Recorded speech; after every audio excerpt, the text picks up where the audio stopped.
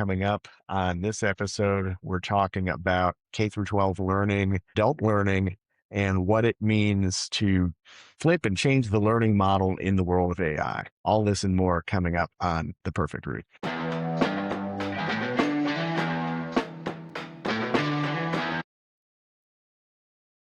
Welcome to today's episode. I'm Dr. Bill Sodeman, and with me today is Tom Bush. How are you doing, Tom? Doing great, sir. Thanks for having me on. Well, you're welcome. You're welcome. Tell us a little bit about yourself. Yeah, so I'm 15 years at G Aviation making computers that fly airplanes. I then 8 years with Amazon, started with their AWS cloud, inventing the way large enterprises migrate to the cloud. Last 2 years at Amazon, I was working on helping Amazon's finance team become autonomous. And then I started this journey to become an entrepreneur and see how I can help my community through those efforts. And we connected because we're both in Toledo, Ohio, with the growing tech community here. You're involved in several different things. Yeah, you saw one of our, I think we met, or at least re-met at the largest AI conference in the Midwest, which we put on in November 2025. And it was great. We had several thousand people show up, and it was fantastic. Yeah, it was a great experience. I got to speak on one of the panels on the main stage. Loved it. I'll be back for round 2. Yeah, man, we're doing it again this year. So look for those.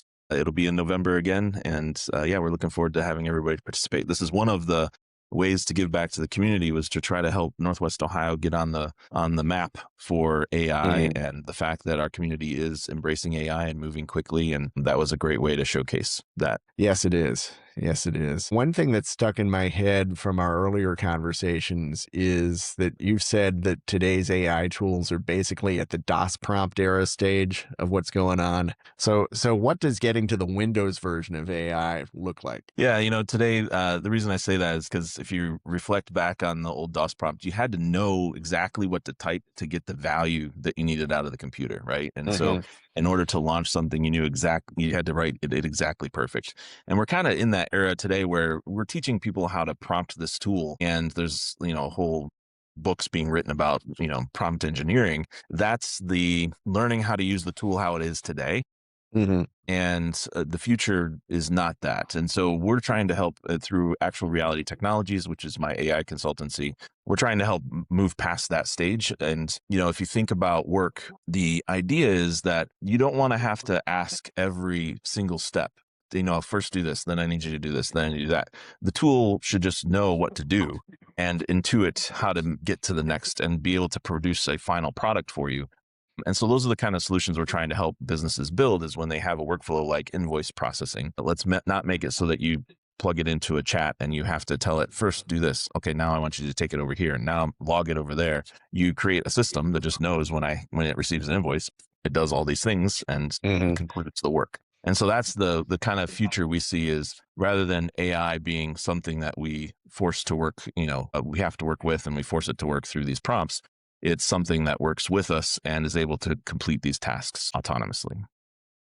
Which is really important for getting into the next wave of AI deployment. I've seen a lot of one-shot projects and hero projects that serve more as, technology demonstrators than anything else. For companies to get the full value out of AI, they need to consider it not only in terms of making operations more efficient, but as part of a long-term strategy to realign the company. Absolutely. And I think that's where, some of the conversation goes to like job security and whatnot. And it deals with the fact that humans have been doing these tasks, this manual labor, because there was no automation or some simple solution that they needed. I think that in this age of AI, it gives us that opportunity to help move the work that people do to more of a director of activity versus the actual doer of the activity. And so I think that's where jobs are retained, but what you were doing yesterday is not what you're going to be doing tomorrow. It'll look different. Yeah. And the need to upskill is important. Are we teaching people the right tools right now to do that? Or are we missing a bigger and deeper shift in how people work? Yeah. So like today with the whole prompting and how to use this next tool, we're teaching people how to push buttons more than we're teaching them to think through the problem and think through how can I do this once and then have it automated after that. And so I think that's where the transition moves from I'm a doer of things to I am a builder of solutions that do things. And I think with the age of AI, it's going to enable every person to start to become a builder. And rather than doing the labor of the work, you're basically, your labor is automating the work so that you can do other things. And I think that's where, when we are teaching people, it's not just about how to use this version of AI and what we have available to us today, but it's what we should always be doing, which is teaching you how to learn a new tool so that you can move quicker to the next thing. When the next thing shows up, it's not as big of a leap. You have the techniques within yourself to tackle that problem and learn that new tool. And we teach you the techniques on how to explore that tool and get the most out of it on your own so that we don't have to have a class every time, And I think that's where more of our corporate learning could go, to helping people realize they need to become lifelong learners, because that's how change doesn't feel so scary when I'm a lifelong learner, because now I just have something new to learn. And so it becomes an excitement versus a detriment. So, And to me, that's a big difference between companies that treat AI as just another training module instead of, AI as a core capability. yeah. Well, and imagine changing your class. This is what we're doing a lot in the but in corporate, you can do the same thing. Rather than have a class that says, hey, let's sit down and learn how to use ChatGPT. How about we run the class in a way that says, bring your problem of what's bothering you, what you don't like doing every day, to the class. And let's learn how to use this new AI capability to get that solved. And now you've got purpose. You've got a reason to learn this capability. It's too easy for us to bring 50 people into a room, show them how to use ChatGPT. And if it doesn't immediately click to them how it helps them every day, when they leave that classroom, they're never, they're not going to touch it again until they have to. Mm-hmm.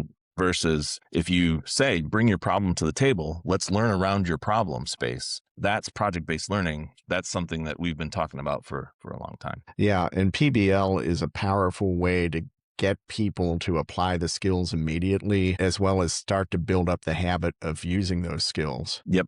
Yeah. And, we've been talking about project-based learning since, 1918. There was this guy, last name of Kilpatrick, and he wrote this book called Project-Based Methodology or something like that. And that book was pontificating on this idea that we learn best when we actually do the thing, right? You do it and you learn as you do it, and you learn through doing the task. And I think we've known that there's two ways you learn something best. And we say it to ourselves all the time.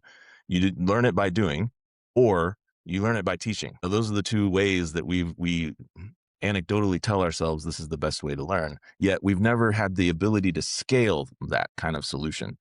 And I think that's where this new age of AI allows us to actually scale those concepts that we know how humans learn faster and learn better. Now we can actually execute on those. Because before AI, if I was teaching you Excel and I would say, come with your problem, the instructor would have no chance of being able to solve every individual person's problem in that class. However, with AI, with a chatbot attached to every individual who's in that class, you can teach them how to use AI to teach them how to use Excel to solve their problem. So you can really change the class dynamic, because now the teacher doesn't have to be the person guiding every student. The AI can be guiding the student. The teacher's there to unlock and coach. Mm-hmm. Yeah. There's a balance between efficiency and effectiveness that AI helps address. I've been a university professor for a long time, and I'm flipping the model this fall. Rather than having standardized assignments that everybody does, it's more a customized approach like what you're talking about. Yeah, it's the context is helpful. Well, and this is never, it hasn't really been possible at scale. And so if you think about what are our schools doing in college and in K-12, why are we teaching the way we teach today? It was because we had a mandate to educate everyone, right? And so we had this big scale issue. We have to get everyone through, and we want to make sure they have a certain level of learning. Well, how do we prove that? Well, Right. we have to standardize the approaches and then test for the outcome, right? And Hmm. so everybody's learning everything by rote so that they start. Now there's, people talk about, oh, we're only teaching to a test. And, the kids aren't actually learning how to think about problem spaces. And the reason we architected it this way, the standardized way, is because that's the only way we could scale. You have to Hmm. standardize your procedures and measure your outputs. And I think with AI, the new way of learning, hopefully we'll get to a stage where the standardization is, let's standardize on the tools that we give the kids and the outcomes, yes, that we want, but how they get there can be very different. And to your point, it can be customized, it can be personalized, along those lines. And so I think that's where, and when you think about learning and development in the corporate space, it's like we should be thinking of every learning in the context of the individual, even when it comes to safety. So at GE and at Amazon, every year you had to complete a particular type of training, right? To say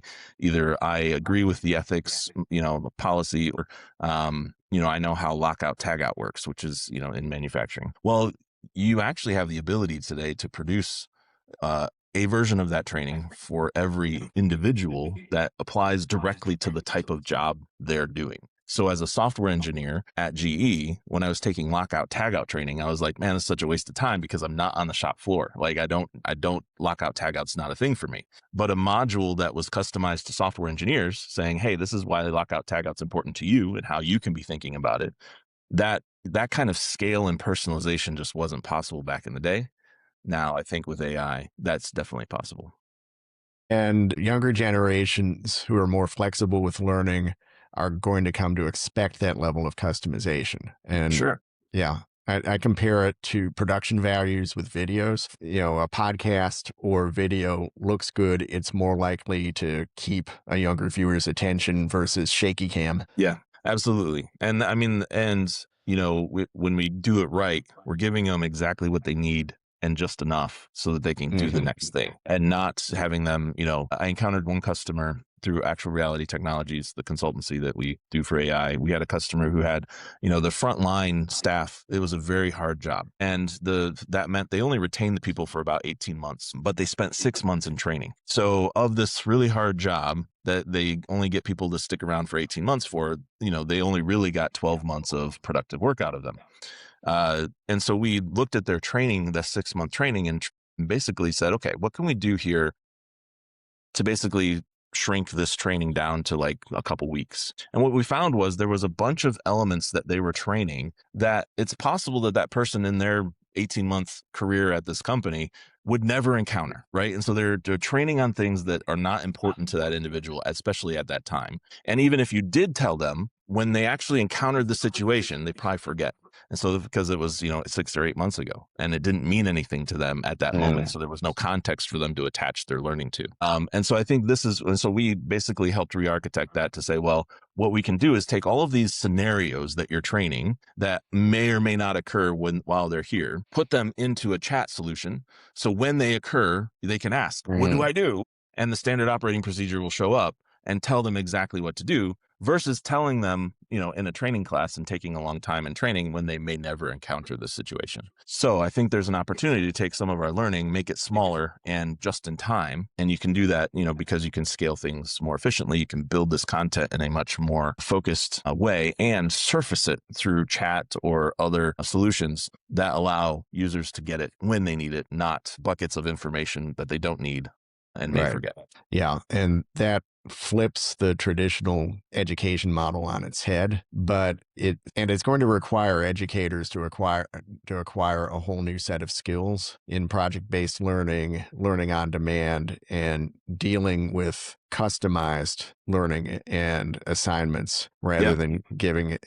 rather than doing what I used to do when I taught Java programming and gave everybody the same problem and said, go at it.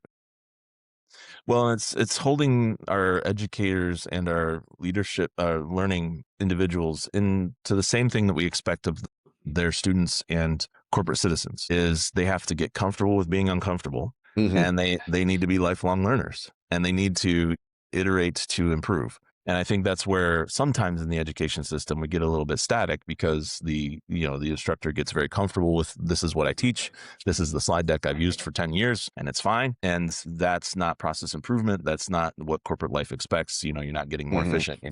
You're not honing it to the market. And so I think there is an upskilling that requires them to think through these things and how to be a good coach. The professors and teachers have gotten very comfortable and good at being the most knowledgeable person in the room, standing at the front of the room, saying Mm-hmm. their piece and offering their intelligence to the class. And I think the future of learning is not that. You Right. don't need the professor to be at the front of the class. You need the professor helping the student meet their objectives and whatever those objectives may be that's related to the class. And that changes them from person at front instructing to coach alongside, helping accelerate and unblocking. Yeah, the instructor is coach in teaching by walking around rather than teaching by being the sage on the stage is going to become expected as PBL takes hold in K through 12. And, you know, let's have an example here. I know you're helping fourth graders to publish books. Why should we start there, and what capabilities does that unlock? Yeah, so it's called Young Empowered Authors. This is through my nonprofit called Empowered AI. And I built this with a guy named LaShawn Shaw. And, the value of this program is that in a very short period of time, we're taking these 7 to 12-year-olds is the kind of the breadth of we've been experimenting with to date. And we wanted to show K-12 how to start integrating AI. And showing up at their doorstep and saying, we think you should do this wasn't going to work. So we created this problem for us to solve to show how it's supposed to work. And so students enter the class. We've run it as short as 8 hours. Usually it's 16 hours, 16 contact hours, where we're teaching them what makes a good story, what is a story arc, what's character, also what's ethical use of AI, what's plagiarism, what's copyright, how does all that work? And in that education, we're also helping them think through what kind of book do you think an audience, so teaching them empathy. What does an audience want to hear? What makes a good book? Why do people buy books? And so these skills are really helping them think around a problem set of, I need to publish a book. What I didn't know when I started into this, but discovered later, is the real power of what we're unlocking in the student is they start to identify as an author. And so if a young student walks out of our session where they've published a book on Amazon, they say to the world, I am an author. Now they start to hold themselves accountable to doing what? Well, what does an author do? They read and they write. And so literacy becomes their problem that they're trying to solve, because that's who I am. That's what I do. I read and I write, and they start doing that more because they want to, because they identify themselves as that. Not because in the traditional way, we say, you need to be able to read this book, and keep reading. And it's a duration task, and it's drudgery versus it's hobby. Right. And how do you approach the world different when it's a hobby versus it's work? And so that's really the power. And that's why we invented this program, Young Empowered Authors, is because we wanted to show exactly how do you do project-based learning? What is the purpose behind it? And I'll add the last piece, the other thing that came to me after I had started the program. I knew kind of intuitively that in order for them to really identify as an author, as who they are, we had to praise them at every step. So at the end, we held this huge publishers party. Each time we do it, several classes now get together, and we invite the parents, and we have, community leaders show up and praise the students, saying, wow, this is such an amazing thing, so that they really get that thing. And what I didn't realize I was doing was basically there's this concept, and it's from the 70s, around self-efficacy. And the guy named Bandura was his name. And he wrote this, basically wrote papers. He was a professor studying how self-efficacy is, how do you get somebody to want to do more? How do you improve yourself versus having someone tell you have to improve? And he broke it down into these two concepts. One, basically you have to learn a little bit of skill. So you learn this skill, and when you've got enough of the skill, you'll do something where you get what he called mastery reward. And so if you're trying to learn how to cook, you learn enough how to cut the vegetables and blend a few flavors. And when you produce the dish for your friends and family, they praise you and they say, oh, that's such a good thing, that motivates you to want to learn more. Right. And so now you're going to learn how to cook a French dish, and you produce that for your friends and family, and that they give you praise, and it makes you want to learn more. And this self-reaffirming cycle begins, right? And that's what he defined as self-efficacy. It's this: learn a little bit of skill, use that skill such that you get praised. What AI is unlocking for us is it's actually allowing you to learn a little bit less skill and get a mastery reward hit, which should motivate you then to do more and learn the skill. So with these students, which I didn't realize I was doing, but later upon, trying to write about it, found this research is effectively that it's that the AI will basically meet the student where they're at. If the student can use a drawing tool, the student will draw their own stuff. But if they can't, then the AI can draw the images in a way that people will want to buy the book, and it's not hand drawn, but it's something that's visually pleasing. That's great. What the value we're trying to extract from that is the student learned how to use a tool, built a product that people wanted to buy, got the mastery reward. Now Mhm. they're going to want to do more, right? They're going to want to learn how to write better. They're going to want to take more ownership of the process, and then they're going to get rewarded for their next book. And this cycle will begin for them. And we've seen it move in lots of different directions. Some of the students have gone on to sell 500 plus copies of their book.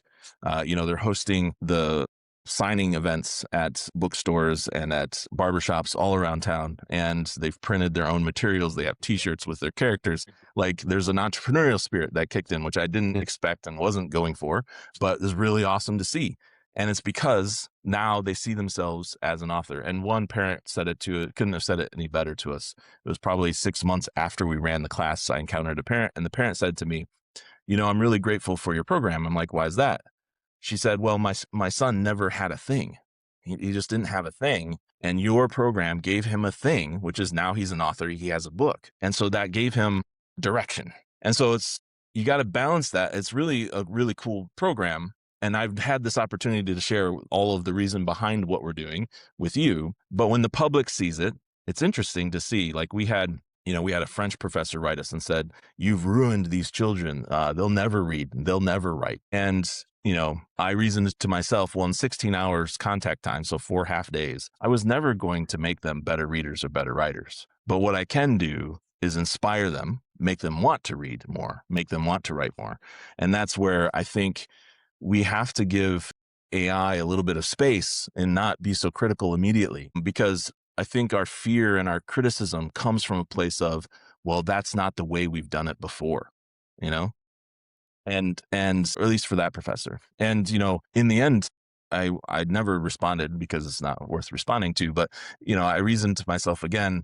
Nobody complains that the Girl Scouts are out there selling cookies that they didn't bake. And yet Mhm. here these students used a tool to create a product that people want to buy. And yet we want to criticize them because AI was the tool that they used. It's just a tool, and Mhm. it's creating a product. And in the end, the pride and the spirit that they get from creating a product and getting people to actually want to buy it is priceless.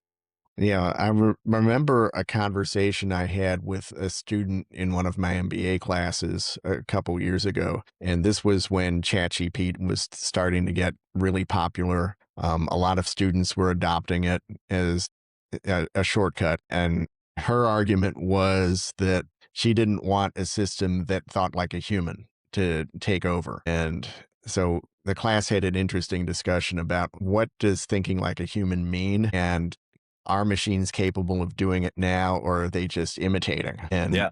yeah, and go ahead. Yeah, that's a great question. And on the, are they just imitating? Absolutely, they're just imitating. I mean, in the end, Mhm. on the backside of these tools, they're just predicting what's the next best word and writing Mhm. sentences based on all of the sentences that they've read throughout the internet. And so, is it thinking? The answer is no. Is it imitating? Yeah, definitely. Mhm. It's basically everything we've written, on the internet that's available, all the knowledge that we've created as culture that writes, that uses written language. Yeah, that all creates material for this thing to improvise with, and provide back to you. Yeah, and it's an important distinction.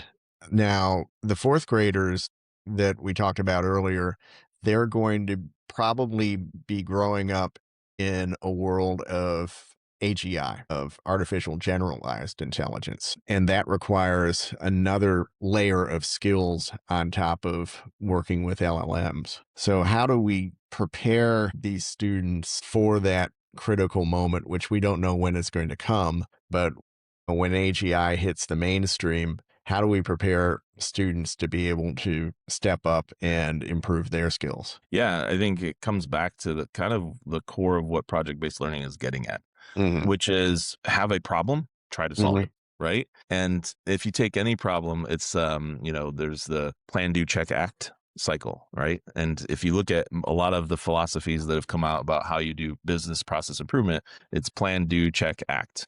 And this cycle is a troubleshooting cycle. It's how do I plan, I have a problem, I plan on how to solve it, I do that solve, I check to see if it actually solved it.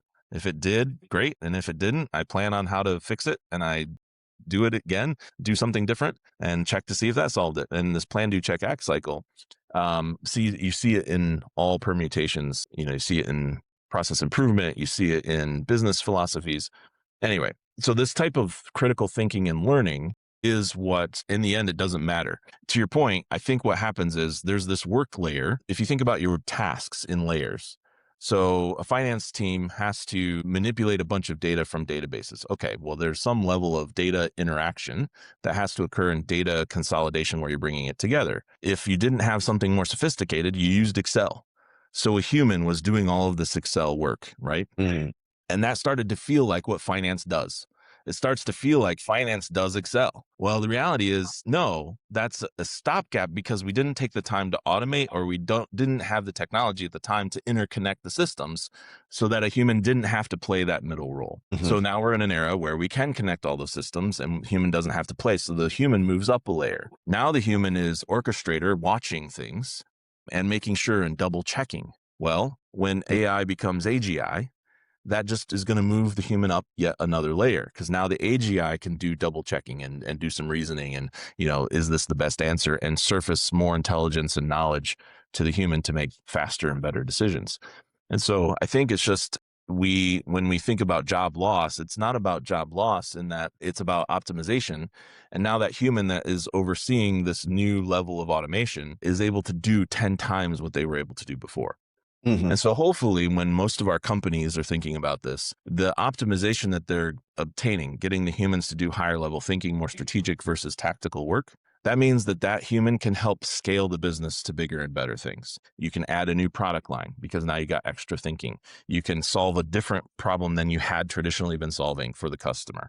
You can add new features. You can find new customers, new markets, whatever. There's this expansion aspect. And I think when we get too focused on jobs, we're thinking about a company that's not expanding. Absolutely. If your company is not expanding and you create optimization, people are getting fired, right? That is, it's a no brainer.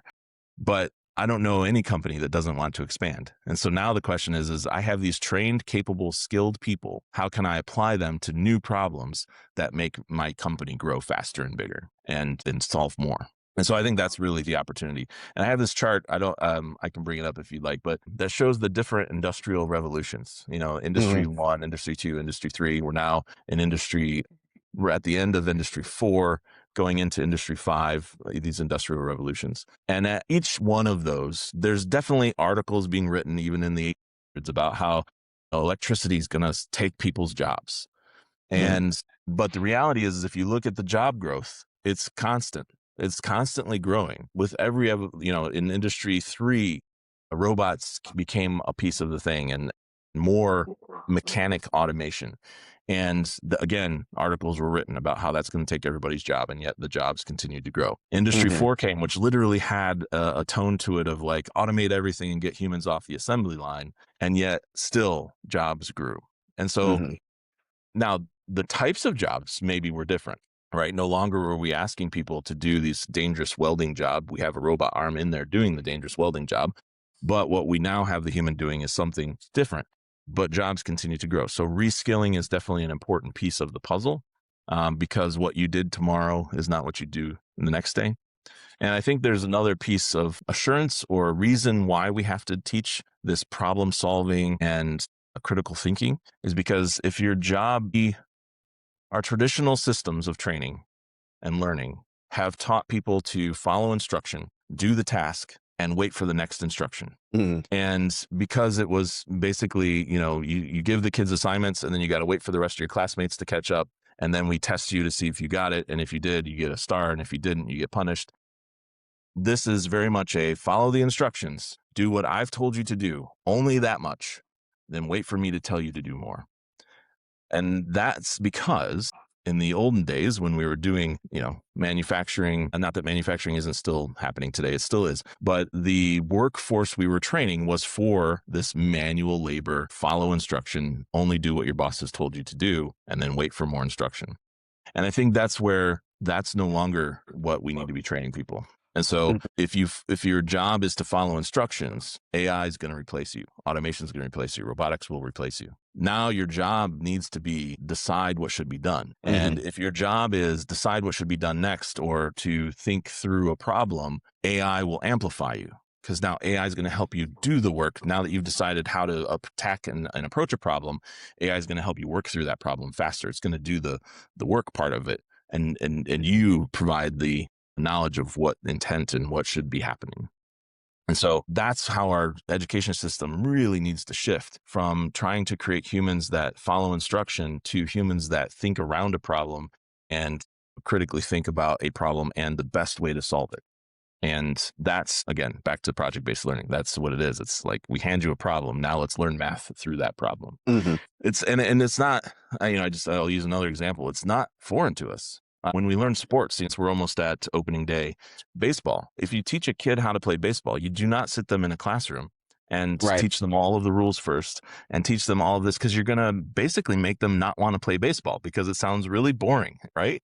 Mhm. Because if they're sitting in a classroom and they're just being told this is the physics of how a bat works, this is, if you're a shortstop, these are the methods that you should be following and all the permutations that they may never see, they're going to get bored out of their mind and they're not going to want to play baseball. So Mhm. how do we fix that? We say, hey kids, here's a mitt, put it on. Here's a bat. And the moment you swing that bat for the first time in the field, you're going to have a coach come and say, well, actually, I need you to hold it this way. Keep your eyes on the ball. And it's in just in time training. And so we've been demonstrating it to ourselves and doing it in sports all the time. We Mhm. don't tell you how to swim. We put you in a pool and we, we start Right. instructing as you feel the physics of it, as you feel it. So that's why, we're looking at our next program, which is Young Empowered Entrepreneurs, where we're trying to get every 10th grader to run a business because we're trying to make it so that you learn the problem. You basically get the problem first, and then you have to learn all of the things you need to be able to do in order to solve that problem. And in that, you integrate math and engineering and sciences and arts and because arts is marketing and empathy and all this good stuff starts to get really integrated and help you solve the problems. And, we've experimented with this. When I was in high school, there was this integrated math program. I think it was coming out of University of Michigan. And so they took half of my friends and put them in a separate class. And that class was doing this integrated math. I chose, and it was a choice, and I chose not to go into integrated math. But what was cool about integrated math is they were trying to teach you rather than, 1+1 or n plus x equals I and learning the rote mathematical aspects. They were saying, Sally has 10 strawberries and Joe has 15, and it was all story based problems. So you were learning Mhm. math as a problem solving solution versus math as something you do and you have to memorize the rules to.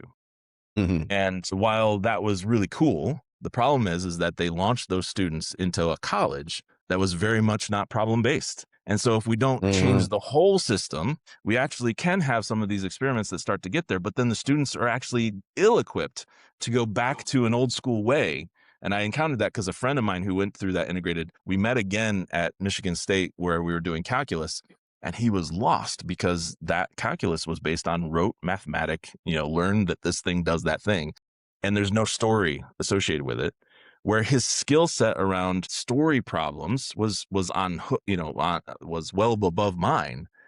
He was no longer compatible with the old school standard approach, Mm. and so he struggled, but he was probably better equipped for the world, like he was probably that high school experience he had probably made him a better problem solver because that's what it was about versus my old school way. Now I benefited in college because I did the old school way and the college I went to was still doing the old school way. So I was being trained to solve a problem that is today.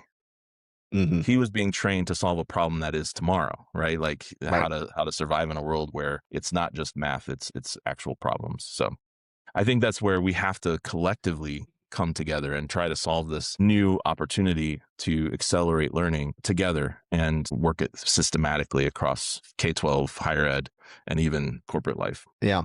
And it's that accelerating pace of innovation that makes it even more important that we show students how to become lifelong learners. Yep. At the Uh, core of it. At yeah. the core of everything is you got to be a lifelong learner, and it's not new. The people who are successful, who were successful in my 15 years at GE, and I happened to be one of them, Hmm. were the individuals that were not, this is the harsh way to say it, but non-player characters. If you're into video games, right? Non-player Hmm. characters are the AIs that have got some set of instruction, but it's not a player. And so the people who would just come in and do their job and they were great because they would come in and they would do their job, but they were never put on the leadership path at GE because they were never sticking their head out to innovate. They were never saying, well, let me see if I can solve that problem in a different way. Or, hey, I'll volunteer for that thing. I'll try to solve this new corporate problem that nobody wants to jump into. They would just say, I want to show up and I want to put my head down and I want to do my work. There is a place for those individuals. Maybe that gets a little bit less with AI because now AI can do the non-player character role.